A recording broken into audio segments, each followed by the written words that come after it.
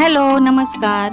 सकाळच्या रम्य वातावरणात आम्ही गेलो होतो पुणे येथील चतुर्भुज महादेव मंदिरामध्ये आणि बाहेरचं वातावरण खूप सुंदर होतं. हलका हलका पाऊस पडून गेला होता आणि थंडी पण होती. श्रावण महिन्यातला शेवटचा सोमवार होता आणि महादेवाला जायचं आम्ही प्लॅन केलं होतं. तर आम्ही सकाळी लवकरच बाहेर पडलो होतो आणि इथे बाहेरचं वातावरण तुम्ही बघू शकता किती सुंदर आहे.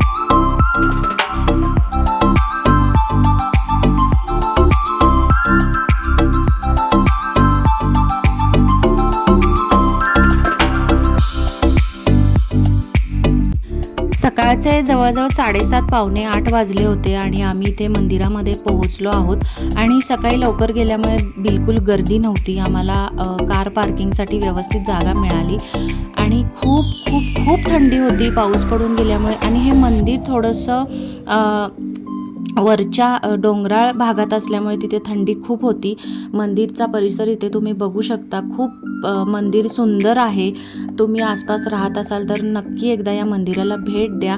मंदिराच्या बाहेरच तुम्ही इथे बघू शकता मोठी नंदीची प्रतिमा आहे. आणि पावसाळी वातावरण असल्यामुळे खूप प्रसन्न वाटत होतं, एकदम फ्रेश वाटत होतं. तर आता मी तुम्हाला मंदिराचा बाहेरचा जो परिसर आहे तो दाखवते.